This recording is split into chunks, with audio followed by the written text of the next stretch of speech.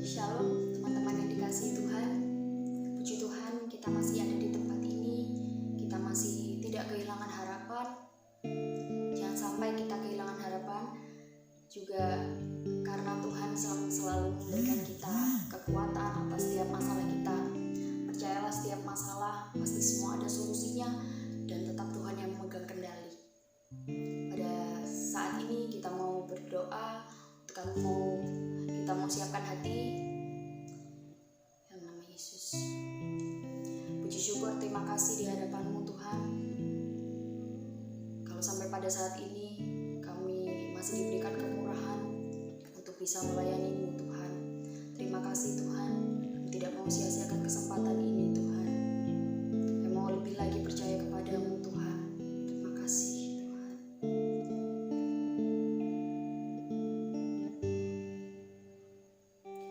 Percaya di saat ku tak mengerti, percaya di saat ku tak melihat, percaya,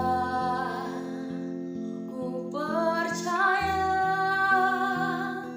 kasih-Mu sertaku.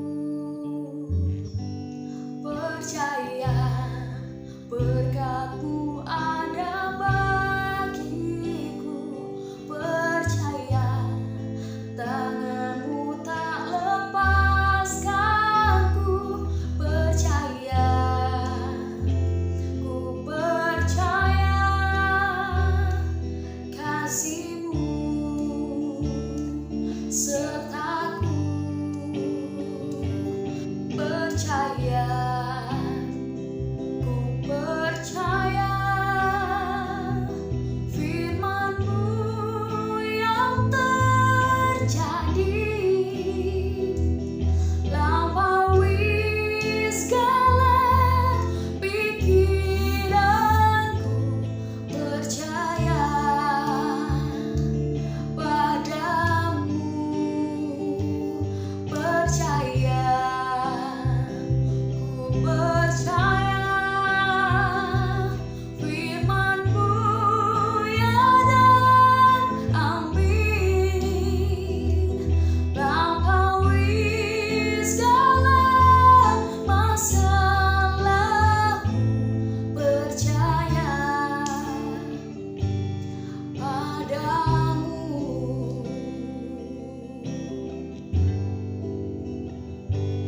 percaya di saat ku tak mengerti, percaya di saat ku tak melihat, percaya, ku percaya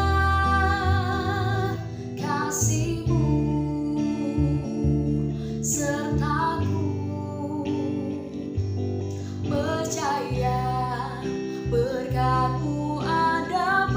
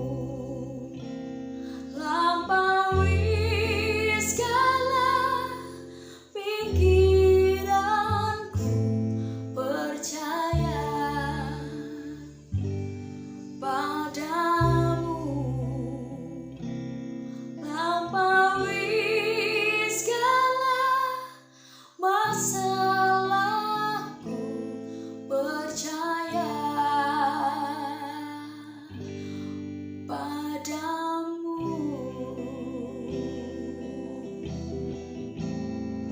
Ku percaya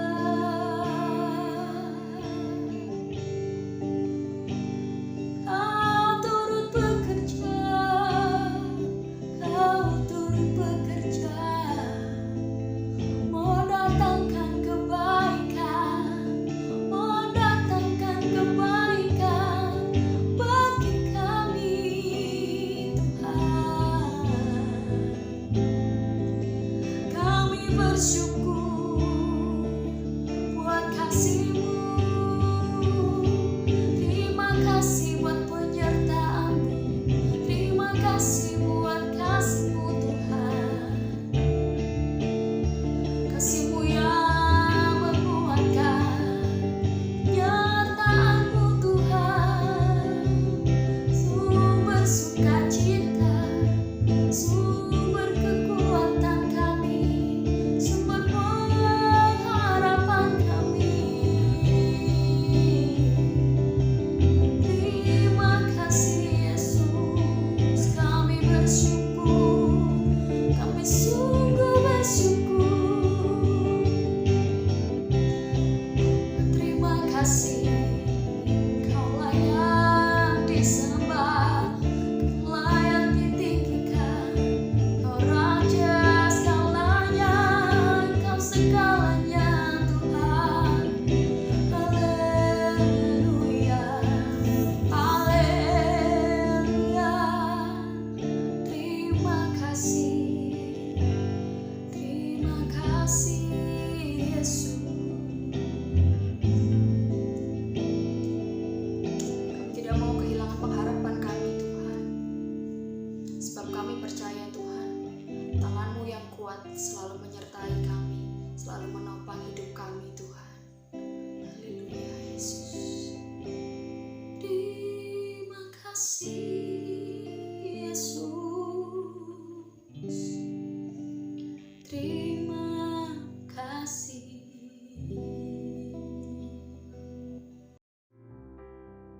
Mari kita berdoa. Bapa kami di dalam surga, terima kasih Tuhan atas sepanjang hari ini yang Tuhan telah anugerahkan bagi setiap kami. Tiba saatnya Tuhan kami mendengarkan firman-Mu, biarlah kebenaran firman-Mu ini boleh dinyatakan dalam setiap kehidupan kami dan kami boleh melakukannya sesuai dengan apa yang Tuhan mau. Di dalam nama Tuhan Yesus, kami siapkan hati kami siapkan pikiran kami untuk tertuju kepada firman-Mu. Dalam nama Tuhan Yesus, kami sudah berdoa dan mengucap syukur. Amin. Shalom.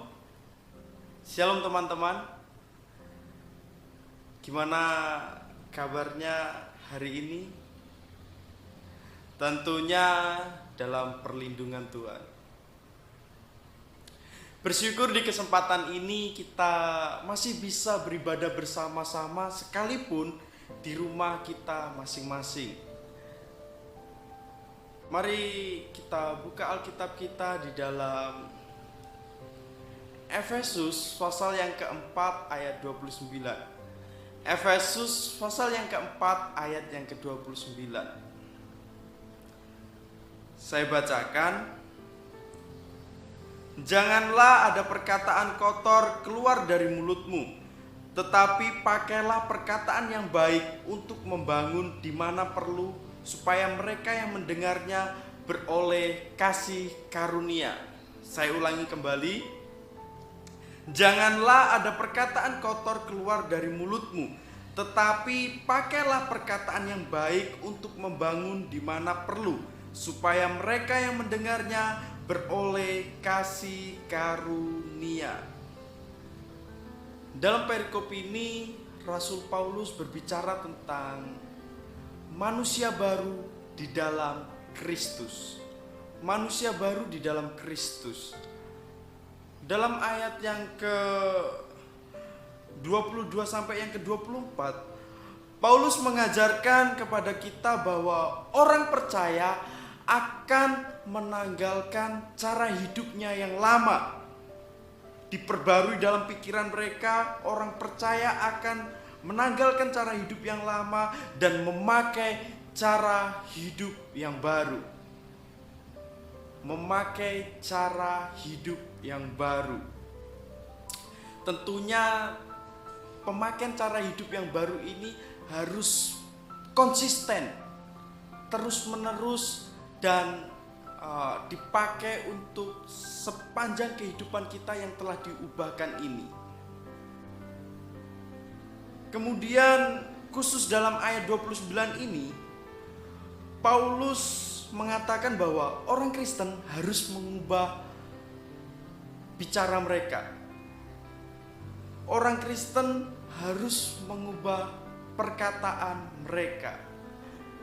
Nah, sama seperti kita sering mengenal seseorang atau dari mana seseorang itu berasal dari aksennya. Nah, ini orang Madura, ini orang Batak, ini orang Makassar, atau ini orang Jawa. Kita bisa mengetahui dari aksennya. Sama seperti ini, orang harusnya juga mengerti bahwa kita adalah orang Kristen, bahwa kita adalah orang yang diperbarui di dalam Tuhan melalui perkataan kita yang telah diubahkan, melalui perkataan kita yang diubahkan. Wah, orang ini semakin percaya kepada Tuhan, perkataannya itu loh selalu membuat orang itu jadi senang untuk mendengarnya. Perkataannya itu selalu membuat hidup seseorang itu semakin penuh dengan harapan. Nah, hari ini saya memberi judul khotbah saya adalah mengenai mengubah perkataan. Saya beri judul yaitu mengubah perkataan. Kira-kira apa masalahnya dan apa solusinya? Apa masalahnya dan apa solusinya? Masalahnya adalah kita dapat menggunakan kata-kata kita untuk menghancurkan orang. Kita bisa menggunakan kata-kata kita untuk menghancurkan orang. Apalagi dalam situasi-situasi yang seperti ini. Sedikit kata yang kita keluarkan itu bisa jadi menghancurkan orang lain, atau bisa jadi menghancurkan diri sendiri. Kamu pasti gak bisa melewati semua ini. Kamu pasti akan kesulitan melalui semua ini. Nah, kata-kata yang seperti itu membuat akhirnya orang yang mendengarnya akhirnya merasa dirinya bisa-bisa putus asa. Nah, inilah yang menjadi permasalahannya. Maka dari itu, untuk menghilangkan perkataan kotor, maka kita harus mengetahui terlebih dahulu apa yang dimaksudkan dengan kata kotor ini. Kata yang kotor adalah segala sesuatu yang tidak memuliakan Allah. Kata kotor adalah segala sesuatu yang tidak memuliakan Allah. Itu ada dalam bentuk tunggal. Jadi di sini bukan hanya kata-kata atau dalam bentuk jamak, tapi pemakaiannya ini dalam bentuk tunggal. Artinya itu satu kata saja itu bisa menjadi kata kotor, atau bisa menjadi kata yang menjadi masalah buat orang lain. Artinya apa?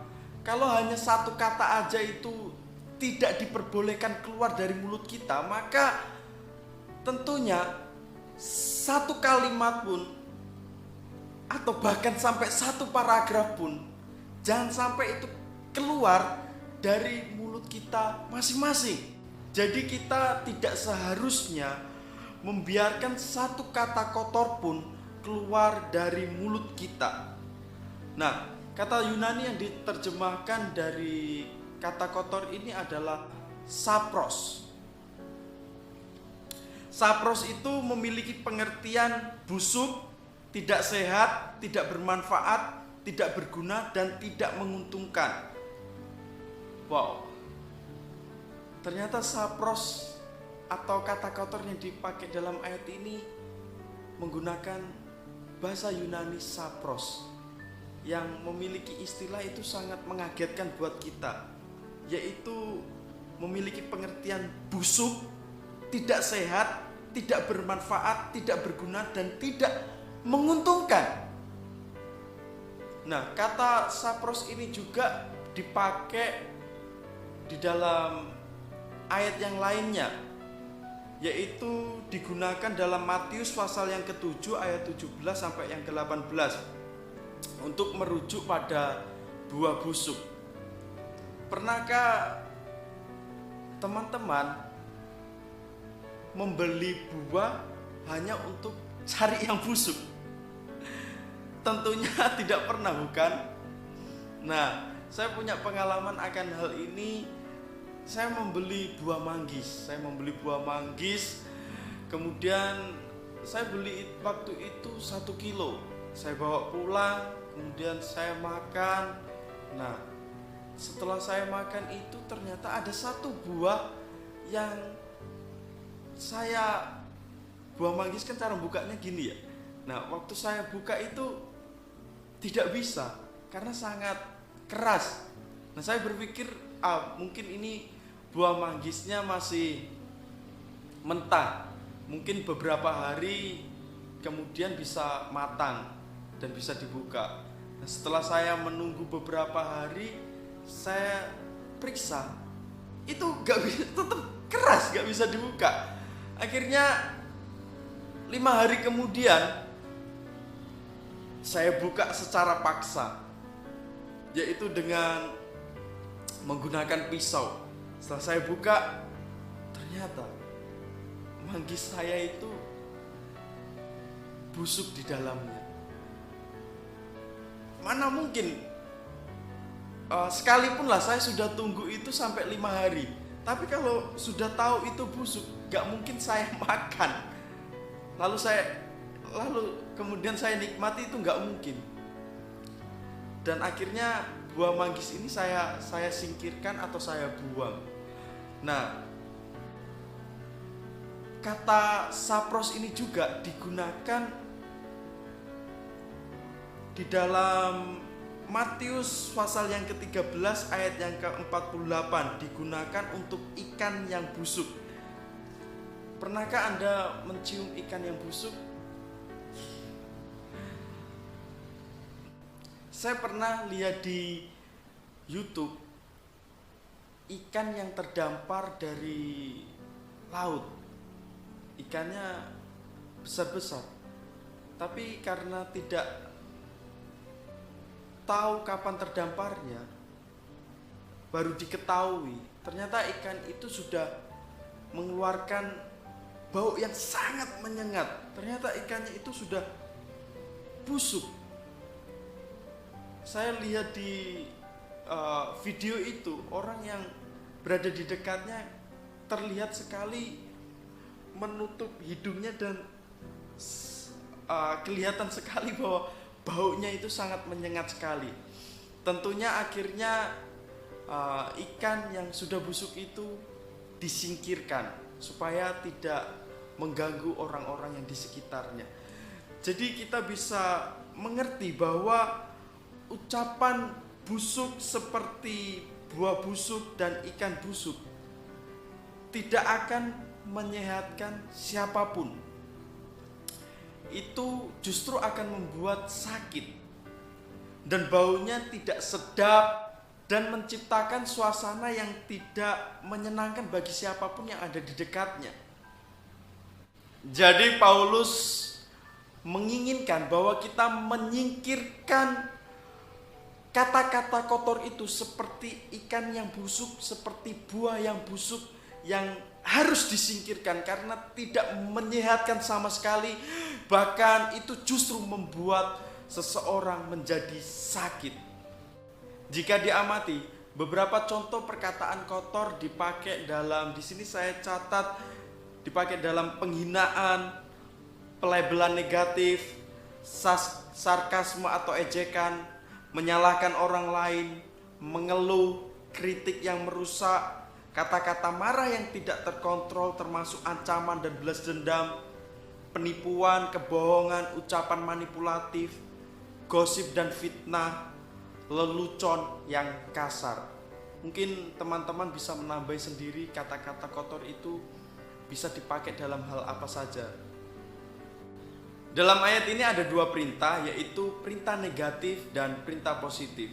Perintah negatifnya adalah janganlah ada perkataan kotor keluar dari mulutmu. Ini berarti suatu perintah yang harus ditaati untuk tidak dilakukan. Maka stop, berhenti untuk kita tidak melakukan hal itu. Karena itu sesuatu hal yang busuk, tidak sehat, tidak menguntungkan, tidak berguna, dan tidak menyehatkan sama sekali. Tapi di sini kita tidak hanya cukup stop atau berhenti saja, melainkan ada kalimat berikutnya dalam ayat ini yang merupakan perintah positif, yaitu adalah perintah yang harus ditaati untuk dilakukan. Apa perintahnya? Yaitu pakailah perkataan yang baik untuk membangun. Pakailah perkataan yang baik untuk membangun. Dan inilah yang menjadi solusinya. Kita sudah belajar mengenai apa permasalahannya, dan sekarang mari kita belajar apa solusinya. Dari sini kita mengerti bahwa kita tidak hanya cukup stop atau berhenti untuk tidak mengeluarkan kata-kata kotor dari mulut kita, melainkan kita juga harus melakukan solusinya, yaitu dengan memakai perkataan yang baik. Sebagai manusia baru di dalam Kristus, kita harus menggunakan kata-kata kita untuk membangun orang lain. Selain kita dapat menggunakan kata-kata kita untuk menghancurkan orang lain, ternyata kita bisa menggunakan kata-kata kita untuk membangun orang lain. Berarti ada kekuatan untuk, di balik perkataan kita, ada kekuatan untuk menghancurkan orang lain. Di lain sisi, ada kekuatan untuk membangun orang lain. Kata membangun di sini memiliki istilah konstruksi untuk mengangkat bangunan, memperkuat dinding, dan memperkuat struktur. Maka Paulus mengatakan di sini bahwa kata-kata yang kita ucapkan hendaknya menguatkan orang lain, membentengi dan membangun sesama kita. Kata-kata kotor menghancurkan orang lain atau meruntuhkan orang lain, sedangkan kata-kata yang baik membangun orang lain. Mengatakan kata yang baik. Kata yang digunakan di sini untuk kebaikan adalah dari kata Yunani agathos. Ini digunakan dalam kisah orang muda yang kaya raya. Itu bisa dilihat di dalam Matius pasal yang ke-19 ayat yang ke-17, atau Markus pasal yang ke-10 ayat yang 18, Lukas pasal yang ke-18 ayat yang ke-19. Ini untuk merujuk kepada Allah. Yesus memberitahu orang muda yang kaya itu bahwa tidak ada yang baik, tetapi hanya Allah yang baik atau agathos. Jadi bagaimana kita mengetahui bahwa kita sudah berbicara yang baik, atau apa itu agathos? Nah, tanyakan pada diri sendiri, yaitu pertanyaan seperti ini. Apakah saya mengatakan sesuatu yang akan dikatakan Yesus? Jadi ketika teman-teman ingin mengatakan sesuatu, pertanyakanlah pada diri teman-teman sebelumnya, apakah sesuatu yang saya katakan ini akan dikatakan oleh Yesus. Mengapa itu perlu kita tanyakan? Karena Yesus akan mengatakan hal yang baik, hal yang benar sesuai dengan yang Tuhan mau. Maka kita juga perlu mengeluarkan kata-kata yang itu adalah sesuatu yang dikatakan oleh Yesus, yaitu yang baik menurut Dia. Maka dari itu, untuk membangun seseorang dengan perkataan kita, ada hal yang harus kita perhatikan. Hal yang pertama adalah untuk membangun seseorang dengan perkataan adalah harus menjadi ciptaan yang baru. Artinya apa? Mungkin kita bisa belajar kata-kata yang baik untuk kita katakan. Kita bisa membaca buku, kita bisa melihat video-video yang mengeluarkan kata-kata yang baik. Tapi dari sini konteksnya adalah seseorang yang sudah diubahkan di dalam Tuhan Yesus. Artinya apa? Kita harus menjadi ciptaan yang baru. Harus menjadi ciptaan yang baru di dalam Kristus. Itulah hal yang pertama untuk supaya kata-kata kita bisa membangun orang lain. Maka pastikan bahwa saya dan teman-teman sudah percaya kepada Kristus. Karena seorang yang percaya kepada Kristus, dia akan menjadi manusia yang baru. Yang harus diperhatikan yang kedua adalah harus ada dalam pikiran kita yang baik. Artinya apa? Sesuatu yang keluar dari mulut kita itu akan dikelola oleh pikiran kita. Maka dari itu, isilah perbendaharaan yang ada di pikiran kita dengan hal-hal yang baik. Tentunya hal yang baik itu harus dari kebenaran firman Tuhan. Berarti kita harus mengisi pikiran kita dengan firman Tuhan yang kita baca, firman Tuhan yang kita dengarkan, maupun firman Tuhan yang kita tonton di YouTube, ataupun seperti teman-teman yang hari ini sedang mendengarkan atau sedang menonton video ini, dan ini menjadi perbendaharaan yang ada dalam pikiran kita. Maka ketika teman-teman memiliki perbendaharaan yang baik dalam pikiran teman-teman, sehingga itu memudahkan untuk teman-teman memperkatakan yang baik. Yang ketiga adalah gunakan kata-kata yang bermanfaat. Ketika kita mengeluarkan kata-kata yang baik, maka orang akan terbangun. Nah, ini perlu kita mengeluarkan kata-kata yang bermanfaat, yaitu kata-kata yang membangun seseorang, atau kata-kata yang membuat orang yang mendengarkan itu semakin bertumbuh di dalam Tuhan. Di sini ada contoh-contoh kata-kata yang bermanfaat yang bisa kita gunakan atau teman-teman gunakan, yaitu dorongan dan pujian, kata-kata terima kasih, kata-kata yang penuh kasih, dan kata-kata kritik yang membangun seseorang untuk menjadi lebih baik lagi. Mungkin teman-teman bisa menambahkan sendiri kata-kata yang baik yang bisa kita keluarkan dari mulut kita. Yang keempat adalah peka terhadap kebutuhan seseorang. Hal ini juga perlu kita perhatikan, bahwa terkadang kata-kata yang kita keluarkan yang maksud kita baik, yang tujuannya itu baik, namun ketika kata-kata itu diucapkan tidak sesuai dengan kebutuhan yang ada, maka itu justru akan menimbulkan suatu konflik yang besar. Mungkin orang sudah stres-stresnya bekerja, atau udah lelah-lelahnya memikirkan pekerjaan, tapi terus dikatain mungkin maksudnya baik. Berarti di sini kita harus cukup sensitif untuk memperhatikan kebutuhan pendengar kita. Kata-kata apa yang tepat untuk kita ucapkan yang sesuai dengan kebutuhan. Lalu pertanyaannya, jadi bagaimana kita mengetahui kebutuhan mereka? Yang pertama, pelajari kebutuhan orang itu dari mendengarkan. Yang kedua, pelajari kebutuhan orang itu dengan mengajukan pertanyaan.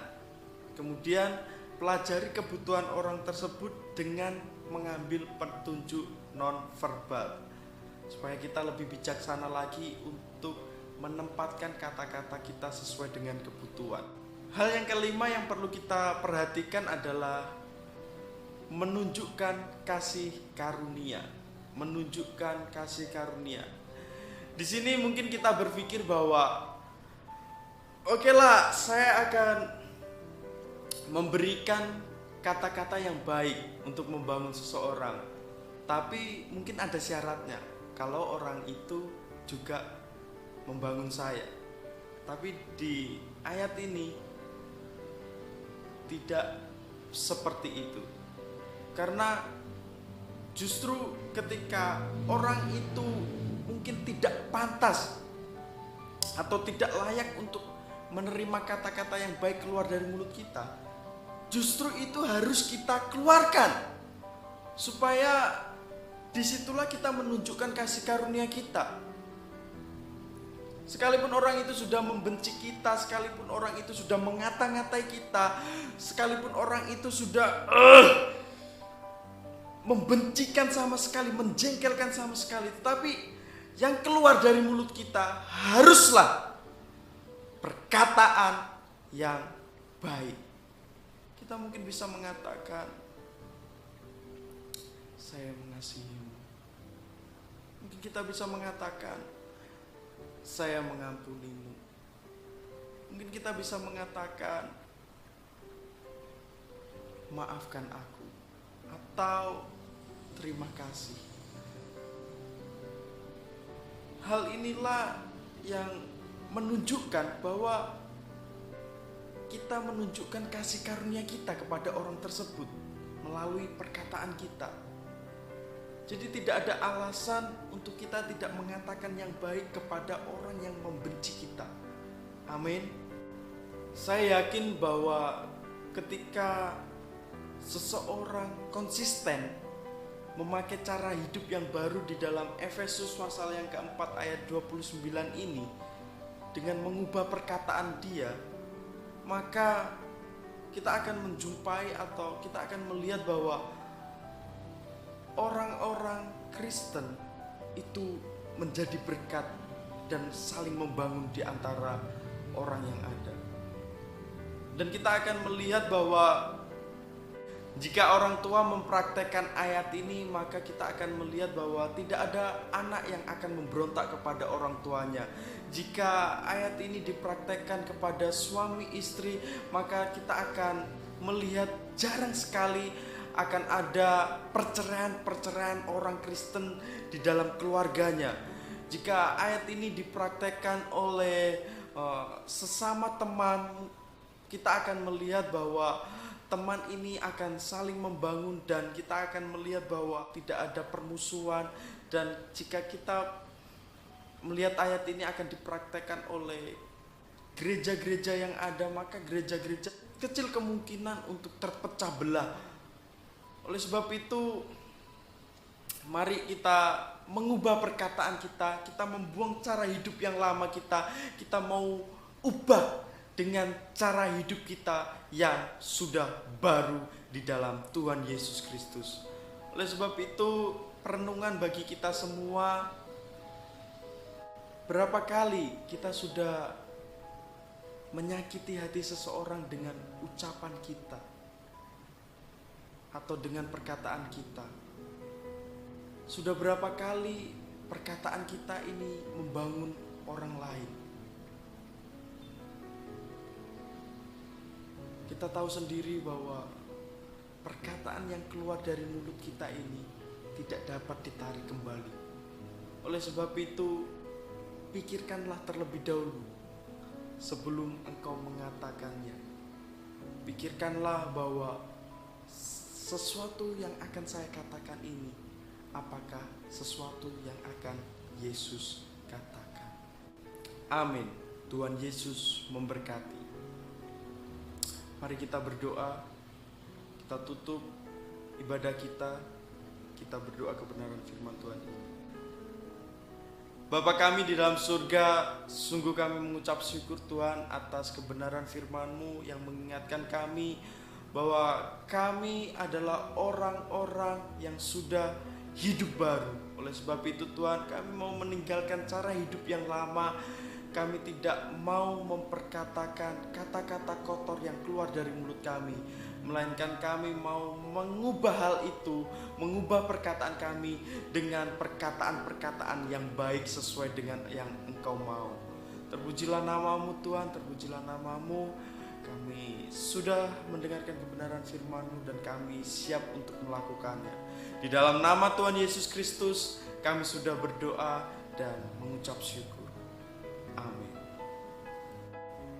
Pengumuman bagi kita semua teman-teman Youth GAB Miracle Center, minggu depan kita akan berjumpa kembali di ibadah seperti ini, yaitu ibadah di channel YouTube GAB Miracle Center. Jadi teman-teman bisa menyediakan waktu kembali untuk kembali beribadah bersama-sama, tepatnya di jam 4 sore. Terima kasih, Tuhan Yesus memberkati.